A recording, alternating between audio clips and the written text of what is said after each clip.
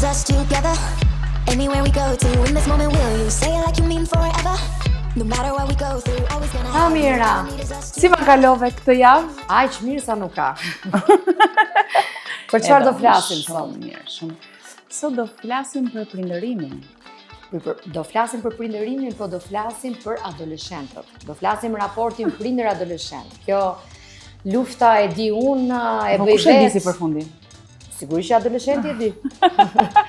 Do të ti je tani në atë fazën që ti s'merr vesh, ti s'di apo ke pak kohë, dua edhe 1-2 vjet. Unë kam më shumë kohë se ka filluar kjo para adoleshenca, por për këtë dhe të gjitha do flasim me një të ftuar speciale, e cila është këshilluese për prindërimin dhe unë e kam parë shumë aktive dhe mbi të gjitha është gjithkohës duke i këshilluar. Si nuk lodhe duke i këshilluar, kështu që dhe ne sot do dëgjojmë. Do ta ketë pasionin sa duket. Daniela Tako. I felt so deep I wasn't wise.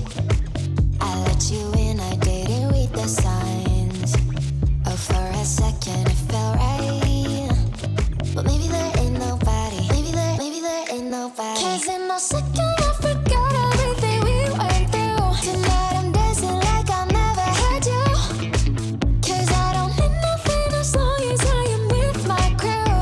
With my crew. I never knew you. Let me take you to my galaxy. Say goodbye to all your wars. Close your eyes, I'll be your gravity. Mirë se na erdhe. Mirë se ju gjeta. Daniela Tako, po. Daniela, sa mesazhe merr ti në ditë nga mamat? Nuk është se i numëroj ndonjëherë, se do harxoja kohë, por jam e lumtur që më vinë, sepse vetëm në këtë mënyrë i ndihmoj dhe duke përmbushur dhe pasionin tim, në fund të ditës them sikur kam realizuar një qëllim, flet gjumë rehat, kam ndihmuar, kam kontribuar për të bërë një ndryshim. Nga mamat apo edhe nga babat? Apo janë nënat ato që më shkruajnë më realitetin janë nënat më të ndërgjegjësuara dhe më të interesuara për pjesën e shëndetit mendor apo të edukimit të fëmijës. Për çfarë pyesin më shumë? Për çfarë kërkojnë ndihmë tek ty? Kërkojnë ndihmë në shumë aspekte, sidomos në natë adoleshentëve, të cilat si çdo nën tjetër adoleshentësh, se le të themi që të pakta mund të jenë ato që s'kan probleme me fëmijët në atë moshë. Hasin probleme me kundërshtinë e tyre, hasin probleme me shkollën, hasin probleme me bullizmin, me shoqërinë, me kohën e pafund në internet, që nuk e di as prindi se çfarë bëjnë. Pra mesazhet janë nga më të ndryshmet, por në thirrjen e tyre për të ndihmuar adoleshentin e tyre, unë lexoj vetëm mesazhin më ndihmo, si ta ndihmoj.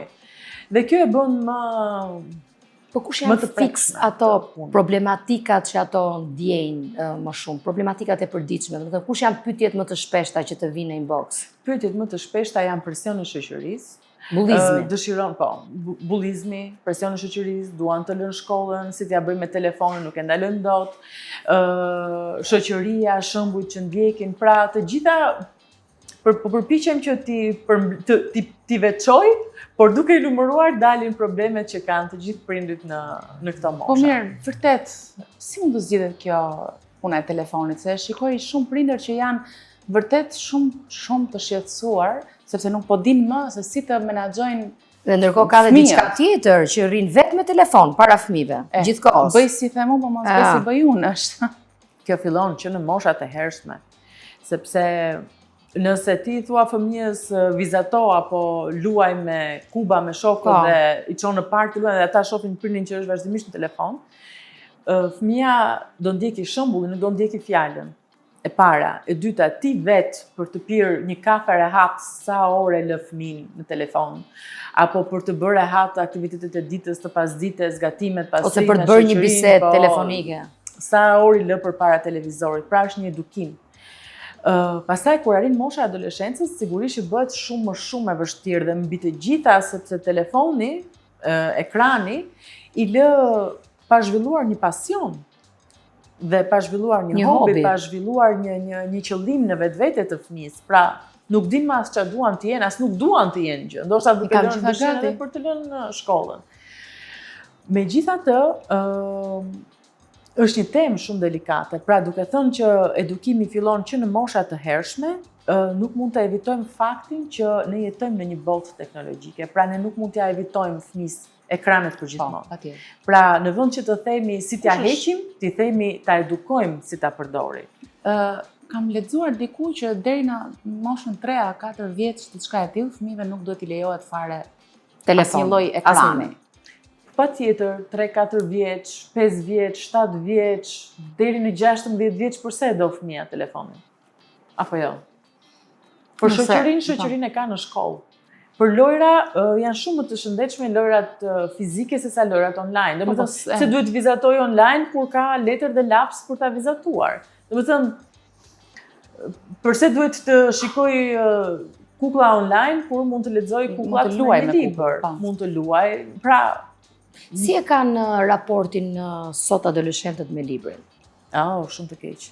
Fare. Shumë të keq. Janë shumë të rralla që duan madje, më kujtove një moment, nuk e kam harruar nga një panajër libri.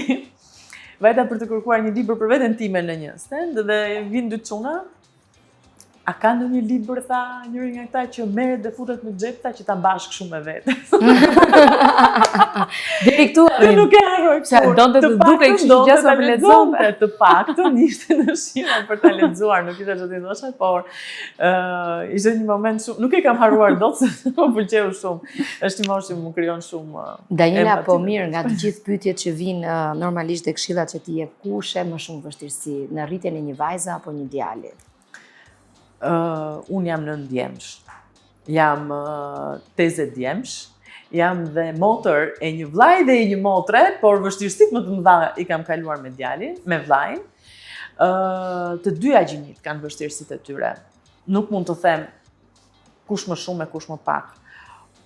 Por personalisht do të gjykoja që djemt kam pak më shumë problematika dhe shumë më shumë kërcënime se sa vajzat në ndoshta është ajo sedra mashkullore. Do me thënë ti thua do arri, patjetër, do arri moshën e adoleshencës tua, po një vajzë nuk ja ke frikën për shembull që do t'i futet bixhozit. Djalit ja ke frikën që do t'i futet bixhozit. Pse ka që i futen bixhozit që në moshë kaq të vogël? Po në adoleshencë fillon, sepse fillon shumë presioni i shoqërisë, pra ti duhet të pranohesh në grup. Është qëllimi. Ti po nuk u pranove në grupin e shokëve që ti ke. Ku hyn prindi këtu? Do të thënë, si mundet prindi, e para njerë si e kupton prindi, dhe dyta si mund të ndihmojë një fëmijë nga shoqëria e keqe në këtë rast. Ka shumë shenja që fëmia është futur në një shoqëri të keqe, apo që po përjeton presion nga shoqëria për të bërë një veprim që fëmisë nuk i pëlqen ose që mund të jetë vërtet problematik. Ka shumë mënyra për ta kuptuar. Si fillim gjithmonë janë simptomat fizike. Pra në qoftë se ti shikon që fëmia, që nga mosha 0 e deri në mosha madhore, madje nuk do t'i përjashtoja as moshat tona, sepse tek e fundit kur kemi një siklet, një stres të madh na dëm stomaku, na merren mend, nuk kemi në humor, pra e para është uria. Pra në qoftë se fëmisi ikën uria ose hamet e pri, pra ndryshimet në ushqyer, ndryshimet në gjumë. Po. Fillojnë pasojat e ankthit. Pra, përjeton ankth, bëhet i nervozuar gjatë gjithë kohës, fillon të shpërthen për çdo veprim. Po ku mund kërkoj ndihmë, sepse për shembull, se fëmia nuk han, si do t'i shkojë në mendje prindit që mund të ketë një problem, ku diun me shokët në shkollë. Ndryshimi i rutinës. Ndryshimi i rutinës, domethënë nuk është vetëm tek nuk hëngri, sepse ai mund ta bëjë edhe për arsye për të dobësuar apo për palestre, për shumë arsye të tjera, por ti e shikon që është në një nivel jo të shëndetshëm dhe i vazhdueshëm. Konsistent. Pra ti e shikon që ai për një kohë të gjatë refuzon ushqimin, ka një marrëdhënie të keqe ose hamet e pri, nuk di të ndaloj. Po gjumi, çfarë ndikimi ka gjumi? Ju del gjumi natën ose ka probleme me gjumin, kanë vështirësi në të fjetur. Me zorë zë gjumi, me zorë zë gjumi ose duan thjesht të rinë shtrirë, të flenë gjumë gjithkohën. Pra gjëra që ti e shikon që nuk janë në mënyrën në fëmijën tënd. Pra ti e njeh, një më shumë se e njeh një nën, fëmijën e vet nuk e njeh askush tjetër. Nëse ti shikon që ka vërtet ndryshime të mëdha në rutinën e tij, në emocionet e tij, në sjelljen e tij, patjetër që ka diçka që nuk shkon dhe nuk ke pse I thua detyrimisht që është presioni shoqërisë, se mund të ketë dhe gjëra të tjera që nuk shkojnë. Mund të jetë dashuria, emocionet e para. Emocionet e para. Kur Mund të jetë stresi akademik, po mund të ndodhi kur të doj. Mund të ndodhi edhe në moshat e vogla fare, pse pak herë thon u martova dhe puthi një vajzë që 7 vjeç. Por emocionet e vërteta që mund të themi që fillojnë ato përqindjen. Jo, le të themi ato që përfshihen edhe me ndjenja seksuale, sepse asaj mund të themi dashuri, pasion etj. Fillon në moshën e pubertetit, ku fillojnë dhe zhvillimet e hormoneve seksuale.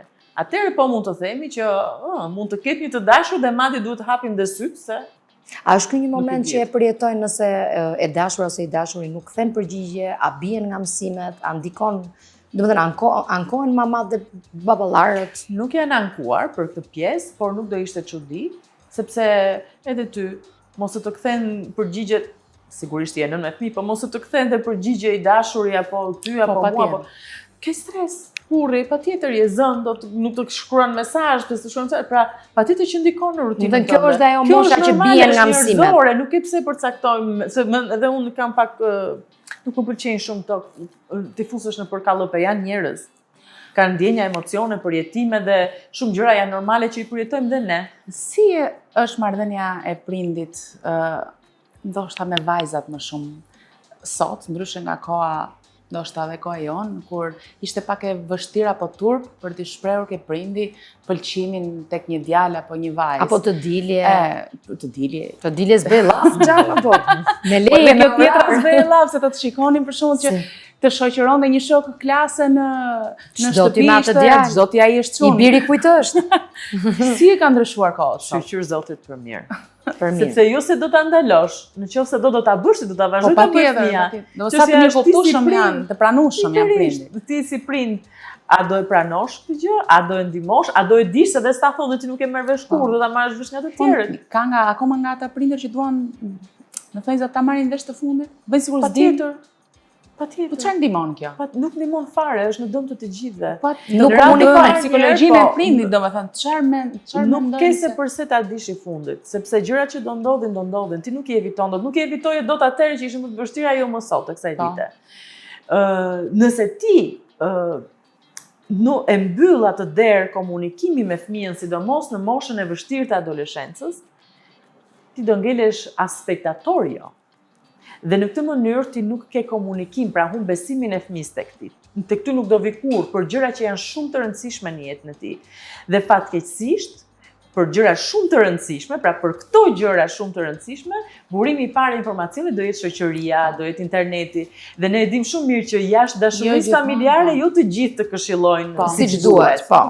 Pra në vend që të përpiqesh të ndalosh të pandalshmen, më mirë bëhu mentor, shok, jo mësuese, nuk të dëgjojnë më në atë moshë, por një mentor I mirë, një dëgjues I mirë, sepse kanë shumë nevojë të dëgjojnë dhe të pranohen, jo detyrimisht të kritikohen dhe ajo dera e komunikimit në moshën e adoleshencës është e shenjtë, po e mbylle, nuk e hapësh. Është e vështirë, po edhe mund ta hapësh, nuk është e përjashtueshme për gjithmonë, po është e vështirë.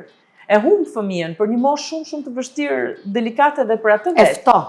Po, dhe më besoj që ajo moshë është shumë e vështirë për fëmijën se sa për prindin. Daniela, po shpesh herë prindit vjen në pikpyetje, a jam duke vepruar mirë, a jam duke I thënë siç duhet, a jam shumë strikte si nën, a jam shumë liberale.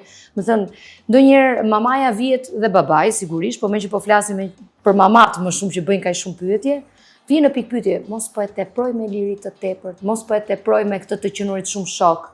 Mos duhet të jem më strikte, ose kundërta ndodh. Sa mirë që ka prindër që mendojnë, a jam një shok I mjaftueshëm apo po e teproj, dhe nuk ka më shumë prindër që thonë apo e rraf mjaftueshëm apo kanë autoritet mjaftueshëm. Pra, disiplina nuk vjen vetëm nëpërmjet dhunës. Madje mua më vjen mirë nëse ka prindër që thonë a jam I lidhur sa ç'duhet me fëmijën, sepse çelësi I gjithçka e lidhja. Lidhja është e gjitha, çfarë lidhje ke krijuar ti me fëmijën tënd. Aty të pranon këshillën, aty të dëgjon, aty bashkëpunon, aty ke ndikim tek ai dhe aty mund ta ruash sa të mundesh nga dëmet që janë nga të katra anët sot. Pra nëse ka prindër që qajnë hallin sa të lidhur janë me fëmijën dhe jo prindër që thonë sa autoritar dhe disiplinë kam tek fëmia, aq më mirë do ishte. Sepse kjo lidhje, kjo dashuri me fëmijën nuk është detyrimisht e gabuar dhe e dështuar përkundrazi. Nuk ke pse të ndihesh keq me këtë gjë, dhe disiplina nuk jepet vetëm nëpërmjet autoritetit. Disiplina jepet me... A ndodhonjëherë që adoleshentët abuzojnë me gjithë të dashuri dhe gjithë të përkushtim? Patjetër. Po që fëmijë. Po edhe të rriturit abuzojnë. Mendon që dashuria e tepër ndonjëherë kalon deviancë në llastim? Kur. Asnjëherë. Kur. Absolutisht jo. Si ndryshon prindërimi i sotshëm me të kaluar, me prindërimin e, po diun, 20 viteve më parë? Prindërimi i sotshëm me prindërimin e brezit të vjetër, le të themi, cikli i vjetër i prindërimit, brezi që na ka rritur ne, ka ndryshime të... Mund të themi që janë dy gjëra komplet të ndryshme. Kështu do thonë dhe ata mbas 20 vitësh? Po, patjetër. Pale se çdo dalë. Këto teorisë të tjera do dalin. Për këta. Patjetër. Por jo detyrimisht për shumë mirë. Këto dyja llojet e prindërimit kanë të mirat, kanë dhe të këqijat e veta. Prindërimin e sotshëm, ajo që unë shoh është që ndoshta të friksuar ose të ezauruar shpirtërisht, mendërisht nga shumë gjëra që nuk kanë dashur t'i përjetonin vetë, nga shumë gjëra që do t'i donin ndryshe në rritjen e tyre nga prindrit, nga gjyqët, atëherë nuk ishin vetëm prindrit që i rrisin fëmijët, ishte një komunitet i tërë. Pra ja veshin fëmijës sot. Domethënë në shumë aspekte, që ke mungesa e disiplinës, që ke mbi mbrojtja do ta quaja, sepse të fokusohesh, të kontrollosh çdo detaj të vogël tek fëmia e mbyt. Loznim, çaheshim në përgjujnë, nuk e dinim ku ishin, loznim në zhvillajën procedurave. Nuk i shikoni shohin. Na 3 orë rrugëve dhe nuk dinin ku ishin. Po. Shiko, sot nuk mund t'i lësh fëmijët 3 orë rrugë. Patjetër. Kjo gjë sot nuk janë mundësit. Por edhe ta nxjerrësh në park për të lozur dhe të friksohesh se po vrapon, se do djersitet dhe se do rrëzohet. Po. Çfarë kuptimi ka? Do djersitet dhe do rrëzohet dhe kështu duhet të ndodh. Të kesh frikë të vizatoj sepse do bëhet pis, do lahet. U rrëzua, u bë me djersë, u bë me vedë, do lahet. Domethënë, ndonjëherë mënyra si janë projektuar tek ne, dhe ne kështu jemi rritur. Ndoshta, do na linin të rinë jashtë, por pastaj do bësh pis këtu, do bësh pis aty, do bësh pis vetë, jo fustani, jo rrugë. Edhe ne vetëm jo bëbë mos bëhet pis, po nuk lahen më gjërat me duar tani. Gjërat me levatin që lahen, çfarë problemi ka se fëmia u djersit se fëmia, u bë pis se fëmia, po luan se fëmia. Do thënë, nuk do të thoja që janë detyrimisht ndryshime të mira apo të këqija. Çdo prindrim ka pasur të mira dhe të këqijat e vet. Ajo që do veçoja, që do më pëlqente të veçoja tek prindrimi i sotshëm është që prindërit kanë shumë komunikim me fëmijët. Shumë nga gjëra që mund të kenë qenë tabu nuk janë më. Sot shpjegohen. Po, shpjegohen, patjetër. Pse mos të shpjegohen? Domethënë, tek e fundit le të marrim rastin e menstruacioneve tek vajzat. Po. Do shpjeguar. Turpi madh, mos ja thuaj, mos ta marrin vesh, por nuk është turp se nuk është faj. Është diçka biologjike që ndodh. Unë edhe sot tek se nuk e kuptoj sepse ishte turp. Po, është diçka që ndodh, nuk e kam unë në kontroll, kupton? Dhe i ndodh të gjithë dhe shqyr që ndodh. Se duhet ishte turp, sot nuk e kam më këtë turp. Si shpjegohet kjo? Po, është mentaliteti atëherë dhe femrat ishin turp për shumë gjëra. Jo vetëm për këtë rast, domethënë femrat ishin shumë të kujdesura për shumë detaje. Edhe vajza me djalin ka pas një lloj diferencimi në adoleshencë, kurse sot janë në mënyrë të barabartë, mendojnë si në mënyrë të barabartë. Patjetër, po do të thoja edhe këtë që edhe nëse ti e merr vesh që vajza ka një të dashur sot, për shembull mund ta komunikojnë, lidhesh, ndahesh, është okay. A janë kam një flirt. Po, patjetër, por shumë më mirë kështu se sa ta detyrosh të bëj serioze diçka tek e cila do të jetë përgjithmonë e lumtur, por seriozën e ka vetëm kështu thotë te 4 muajt e shtëpisë. Bota, kupton jo, nuk jetohet sipas opinionit publikut kur gjithë peshën e vendimeve për hir të opinionit që të themi të vërtetën do flasin pavarësisht çfarë bëjnë. Patjetër. Ti penalizon fëmin tënd. Ti penalizon jetën tënde. Domethënë shumë gjëra janë ndryshe dhe shqyr që janë ndryshe. Por ka pasur dhe atëre të mirat e veta, patjetër.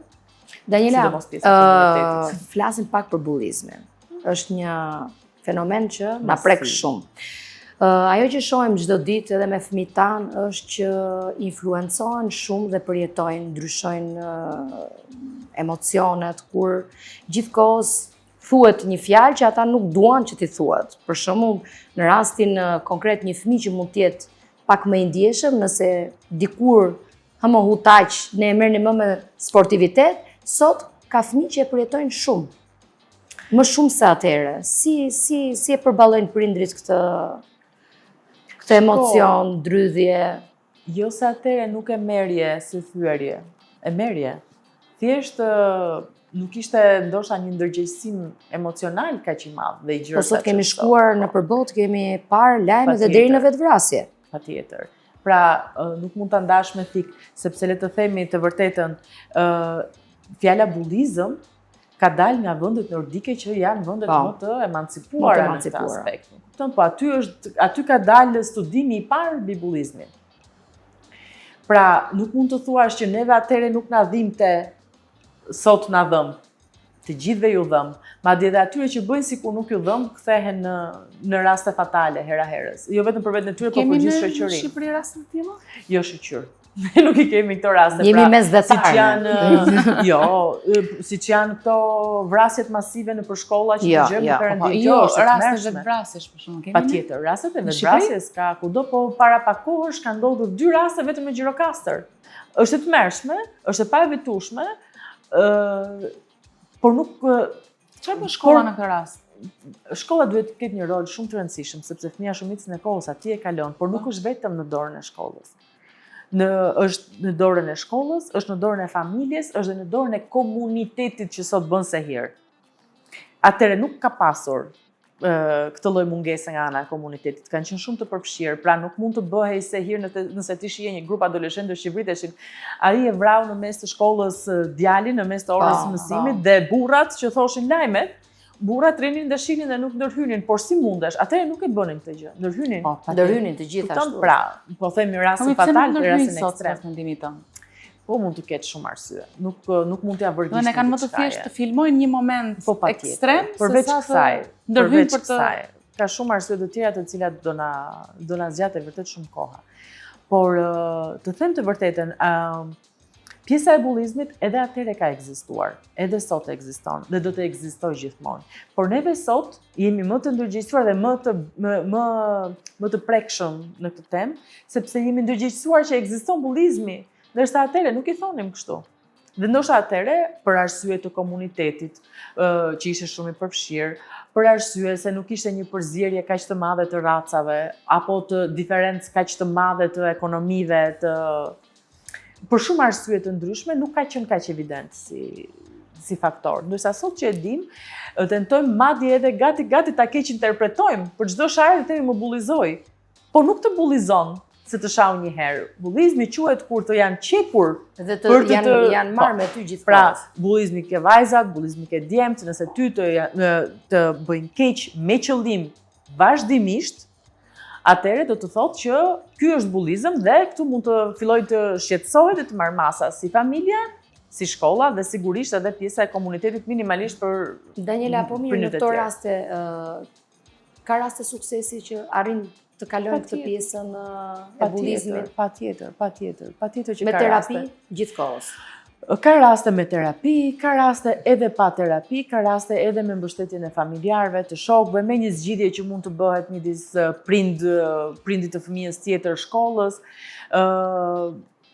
Sugjerimi im që kam thënë dhe do ta them gjithmonë sepse ndoshta ndihmon shumë më shumë se sa që mund të bëjmë ne me fjalë është nëpërmjet sportit, ndoshta që duhet fillojnë që herët, domethënë sepse ndikon ngren mekanizma fantastik tek fëmia, tek disiplina, tek vetbesimi, tek bashkëpunimi. Do shahet, do vazhdoj të jetoj të njëjtën gjë do ta përjetoj edhe në shkollë, pra por ka mënyra të ndryshme që fëmia të mund të dalë me sukses nga një episod i rënd bullizmi. Por nëse prindi dhe shkolla nuk bashkëpunojnë me këtë moment, patjetër. Nëse prindi me shkollën nuk bashkëpunojnë, është pak e vështirë për fëmin. Sepse fëmis i duhen rritur shumë mekanizma brenda vetes, vetbesimi, rezilienca e të tjera, dhe në qoftë se fëmia i rrit vetë këto, por nuk ka mbështetje dhe fëmijët e tjerë vazhdojnë. Daniela, ti the vetbesimi, ka raste kur kemi karaktere lider, karakter sanguin, karakter që nuk e mposh dot, sikur të sfidon në problematikat që mund të ketë në atë rrethan të caktuar. Komuniteti shpeshherë vihet në pikpyetje, ky s'di të kërkoj falje, ky s'është i edukuar. Domethënë, si menaxhohet kjo pjesë? Si menaxhohet edhe nga prindit, sepse Dhe nga prindit, sepse direkte fjala është se ka edukuar. E pa edukat. Është i pa edukuar, ai s'di të kërkoj falje. Tani që ti mësosh fëmijës konceptin e faljes, që fillon që në moshën 4-5 vjeçë tutje ku fëmia presupozohet të fillojë të zhvillojë empatinë. Ti mësosh mbi konceptin e faljes është diçka shumë delikate. Sepse të thuash më fal sepse duhet thënë që të gjithë të më shohin pra për performancë, edhe abuzohet dhe keq përdoret dhe në fakt nëse fëmia nuk e ka kërkuar me sinqeritet nuk do ndryshoj asgjë as në marrëdhënien me fëmijët e tjerë dhe as në sjelljen e tij.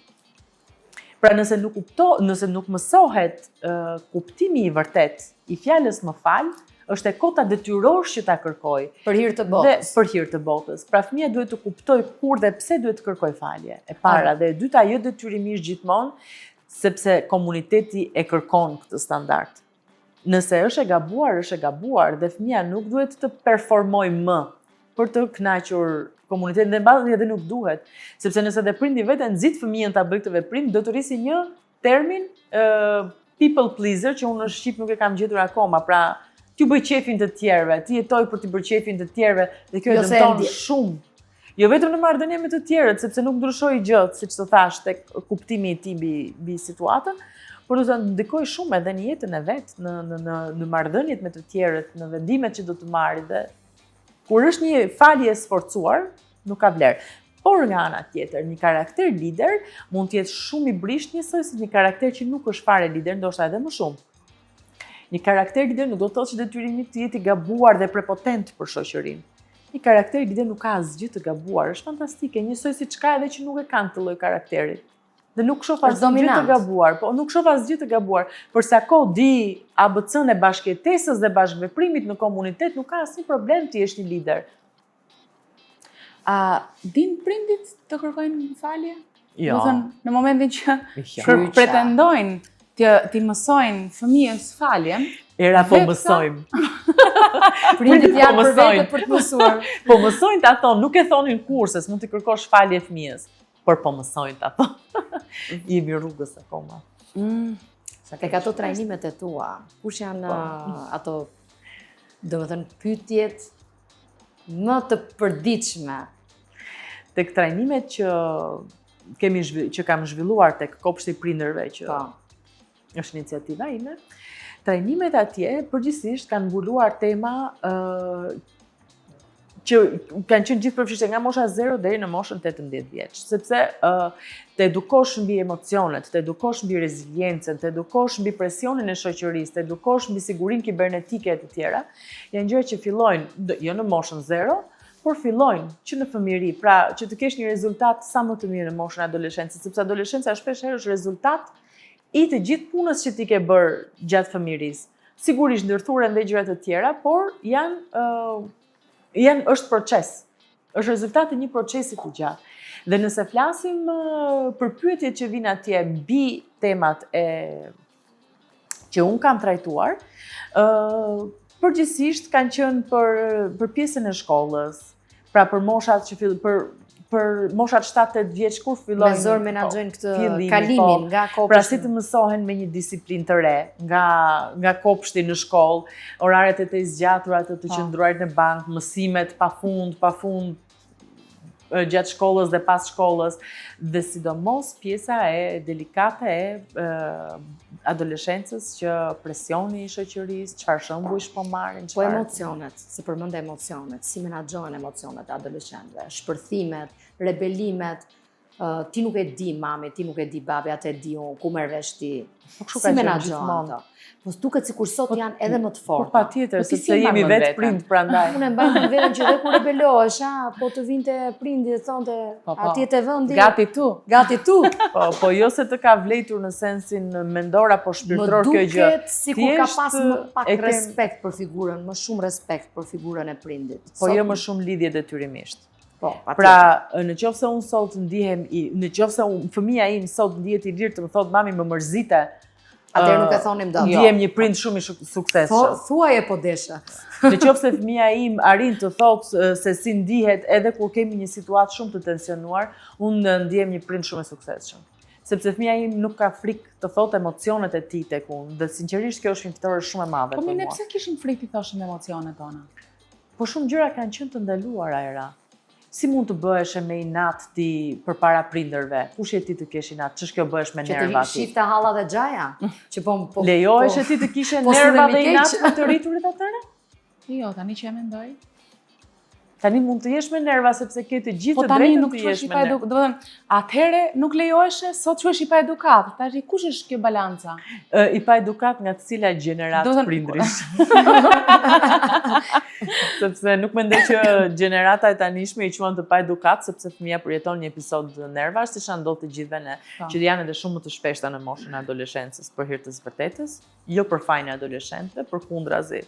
Mënyra se si prindi mund t'i përballojë këto emocione është së pari duke kuptuar që është më e vështirë për fëmijën se sa për prindin ai moment. Ka presion të madh performanca akademike. Ka presion të madh të zgjedhë drejtimin në jetë. Ka presion të madh të bëhet i pranuar në shoqëri. Ka presion të madh të përballoj kushtet që po i vendos shoqëria për t'u pranuar në shoqëri. Ka problem të madh me pamjen fizike. Dhe në moshën e adoleshencës pësojnë ndryshime jo proporcionale, të themi atë që është. Aknet, pse një shoqe ka gjoksin më të madhe, unë kam kaq të vogël, gjatësia dhe shumë të tjera, dhe edhe një gjë shumë të rëndësishme, që asnjëri nuk e thot, është zhvillimi i hormoneve seksuale, që pëson që në mosha e pubertetit e tutje, dhe fakti që fëmia në këtë moshë pëson edhe ndryshim në moshën e adoleshencës. Pak ashtu, do të thënë, Kur është Po le të fiksa themi që pushtimi. nga fillimi, që nga mosha e pubertetit 12 vjeç dhe deri në moshën 20. Po. Fëmia pëson dhe ndryshim në tru. Pra, është e pamundur t'i përballojë aq me sukses ato emocionet, ato luhatjet emocionale. Pra, duke kuptuar fëmijën në radhë të parë se çfarë po kalon. Në radhë të dytë duke e dëgjuar, dëgjoje, nuk ke nevojë të ndërhysh dhe t'japësh një zgjidhje apo një mendje për gjithçka. Ndoshta thjesht ka nevojë të pranohet, të dëgjohet nga familja, pa u kritikuar. Po. Dhe përpiqu të gjesh momentin e duhur, jo çdo moment është i duhur për të kritikuar dhe për të thënë të thash dhe kështu dhe ashtu. Gjej momentin e duhur. Ndoshta, po tamam. Të thash. Po unë të thash.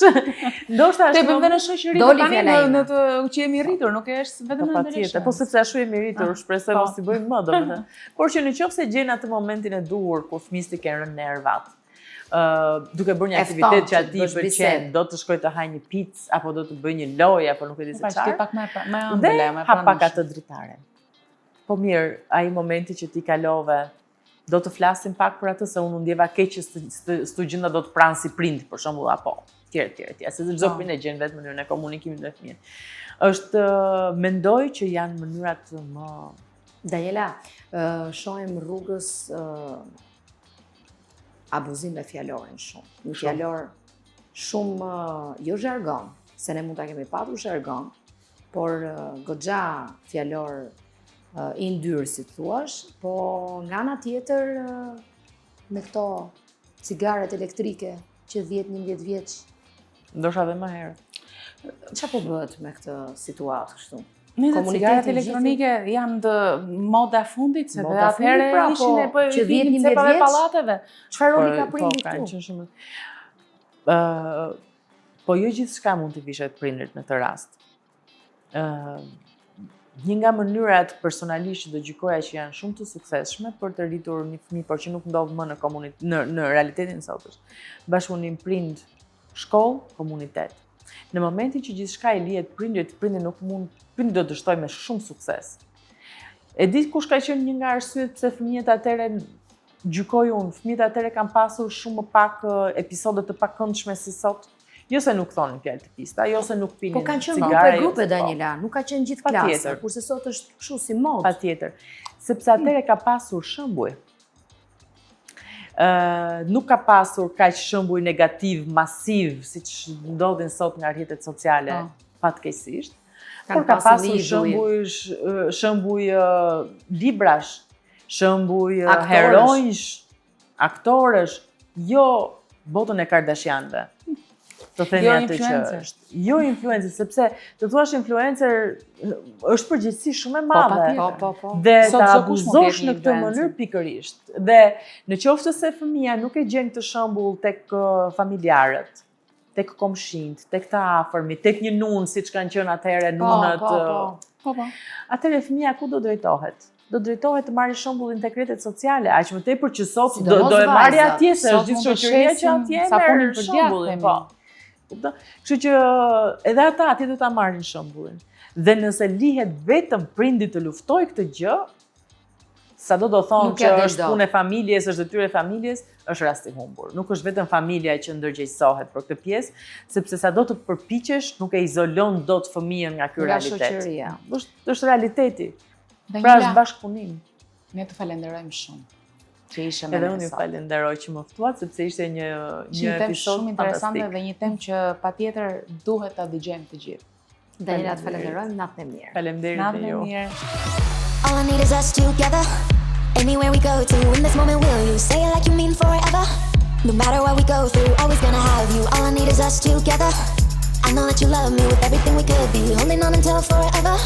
The only one that knows me, only one I wanna see. Let me take you to my galaxy. Say goodbye to all your wars.